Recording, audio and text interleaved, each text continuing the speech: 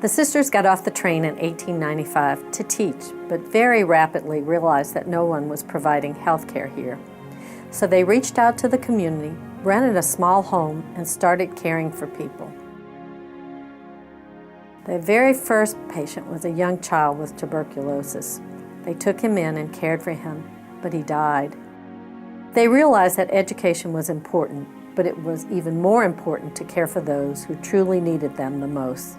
That is how it all began.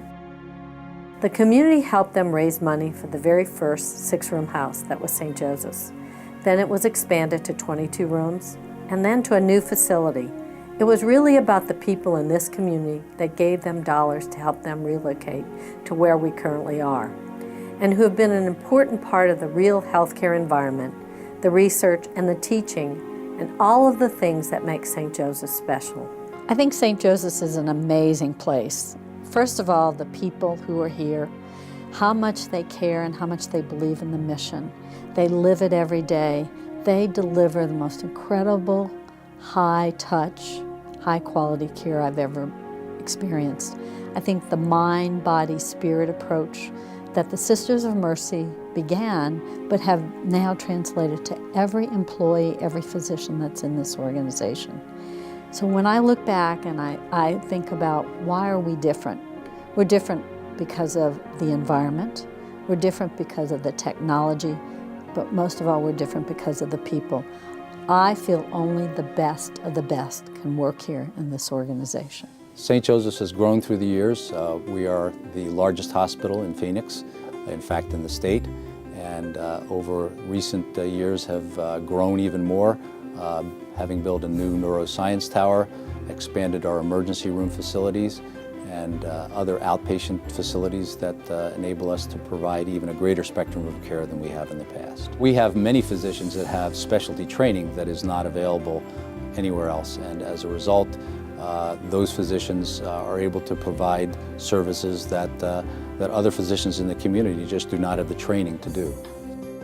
And we were incredibly fortunate to attract some of the brightest individuals, whether they be neurosurgeons or neurologists or neuroscientists. And with it, our expertise grew, and it attracted more and more patients until we arrived at the level where we are today. We have now a lung transplant program. We also do some complex thoracic work, such as complex esophageal surgeries. And many of these things, such as transplant and esophageal surgeries, were previously leaving the state in order to get care. Having a level 1 trauma center is important to a community because the patient that's very, very injured, you have the golden hour, in other words, to, in essence, snatch them from the jaws of death. You have to have the resources available. You have to have a surgeon here. You have to have an anesthesiologist here. And I mean not call them up and have them drive here and be here in 20 minutes, but down in a matter of minutes. Here, we have a very deep bench. We're doing operations around the clock. Our MRIs are humming around the clock. The amount of expertise that's available at the snap of a finger is amazing. And that's what's wonderful about working here.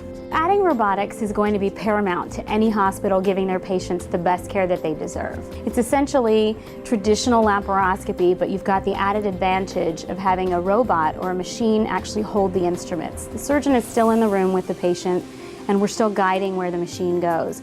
But it allows us to operate with more than 1 or 2 hands. It allows us to get very up close and personal with the tissue and really allow us to provide the patients with the best possible surgical technology. And the addition of robotic surgery and the addition of lots of new technologies is really helping us give our patients even better care. We are a very strong evidence-based medicine program, and evidence-based medicine does not always mean reading journals and quoting articles, but really looking at the patient.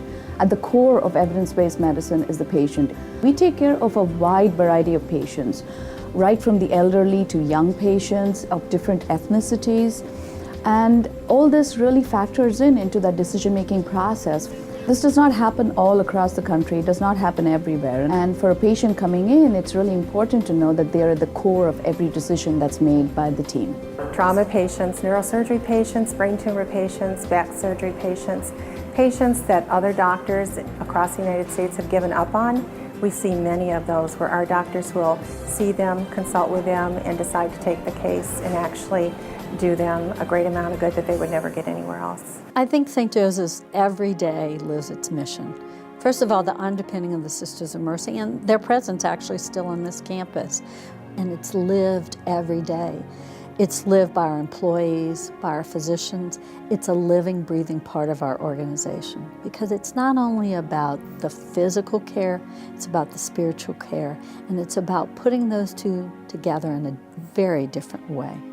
What makes them different is the culture that we grow here, the culture of the Sisters of Mercy. It's hard to put your finger on, but it's in the air, it's in the water, it's in the culture. It's what we expect. The expectations are high to work here at St. Joe's, but absolutely every employee works and strives to meet those expectations. My staff is special because of who they are and what they do every day for our patients and their families. They come to work and give 100% no matter what, but they really work here because of the people and the mission and how we take care of patients and their families. That's what keeps them here at St. Joe's. Family-centered care at St. Joseph's Hospital is very important to everyone who works there, but particularly in women's services where we're helping to deliver a baby, it's even more important because these events naturally draw the extended family to the bedside. We are experts in including them in the care, communicating with them, and they are experts at making the patient feel better. So it's a perfect fit for everybody. That's the only way we can work down here is as a team. Everybody relies on everybody else, from the HUC to the doctor and everything in between. It just mesh. It's a beautiful thing the way it comes together. You know, I love coming to work every day because it's a new experience. You're going to learn something new. You get to look at the x-rays and the CAT scans, and you get to ask the doctors questions, and they're always willing to explain it to you or show you. And then to see the patients who smile or who come back after they're well to give you a thank you card just to say you made a difference. What is inspiring each day to me is how the employees really live the values of the Sisters of Mercy. They take them on really personally and they operationalize them every day, because that's the hardest part, is make it real in the work that you do. And sometimes it's making a call to radiology to say, I'm running about 10 minutes late for that patient for the x-ray. It's working together collaboratively that helps us have a better product at the end of the day with our patients. It's focusing on excellence to making sure we're doing the right thing for the patients. So our employees each day operationalize those values in the most unique and wonderful way, but that's what makes us such a very special organization. This is a hospital that's been here for over 100 years. It's been a pillar within the community for clinical care, but at the same time, it's also been innovative during those years. And so as a consequence, people know it to be not just a place for excellent care, but a place for investigation, a place for science. And I think that it adds a point of distinction that separates it from the other hospitals around.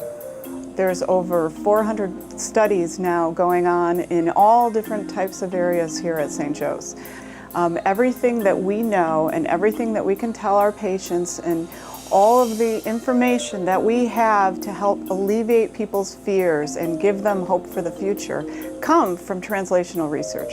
Translational medicine is our ability to take information that comes from the bench side and change those concepts into treatments that can be used for patients in the hospital. Neuromodulation is sort of correcting the abnormal rhythms of the brain using, in this case, electrical stimulation. So just like a cardiac pacemaker corrects abnormal rhythms of the heart, we use deep brain stimulation to correct these abnormal brain rhythms. A big component of our research is using functional MRI to map out areas of the brain that are implicated in various disorders. And we are the only center in the world who have used functional MRI to map out the areas involved with depression. A lot of it is translational work. So a lot of the research that we're doing on a basic level is rapidly being translated into something that we can apply to patients. In our lab, we do brain tumor research. We're interested in why tumors resist therapy, and also working on some novel therapies that we think might be very good when added to the standard chemotherapy and radiation. We have a program called Scientific Enrichment Program for Students. Students in the lab feed into those projects, and they also are ambassadors to the community to tell people what kinds of research we're doing here. Being a teaching hospital is very important because it shows that the faculty is committed to furthering internal medicine and all the specialties of medicine as well. When you walk into a teaching hospital, I think it just elevates, just having residents and students around elevates the standard of care. The fact that St. Joe's is a teaching hospital is a huge magnet for the community, for the nurses out there, the ones that have done their clinical experiences here. They all want to work here, and they want to work with the residents and with the teaching opportunities. St. Joseph's Hospital does several programs that promote safety. Children Are Priceless Passengers educates parents about the correct use of child safety seats and the importance of child passenger safety. We also participate in joint projects with the Fire and Emergency Medical Service departments to prevent injury. We have a beautiful clinic that is absolutely gorgeous, the Momobile. By being right in their neighborhood, it enables them to have continuous prenatal care, which is the goal. We want to have healthy moms and healthy babies. I think the legacy that was started will continue on. The community benefit that this hospital provides is huge, and that is a treasure for Arizona. The amount of care that we can provide for those that are less fortunate is huge, and I don't know of any other hospital in the valley or in the state that really has that as part of their mission, part of their mandate. We have two foundations, the Barrow Foundation and the St. Joseph's Foundation. We have one staff that works with both. The Barrow Neurological Foundation exists to support the needs of anything that has to do with neurology. The St. Joe's Foundation supports everything else. We work with grateful patients mainly. They're mostly individuals who give to us, and they're people who have been touched by the care they've received at St. Joe's and Barrow. And so we really rely on our generous benefactors. So we can't thank them enough. They are incredible. They from all over the world, people come here because the care is so wonderful. The programs we have, all of these things are possible because donations from various people. It's just incredible what people will do. 10 years from now, I think there's going to be a different approach to how we deliver care. First of all, it's going to be more personalized. We have the technology today to look at your genes and know what medications that we give to you will actually improve your health.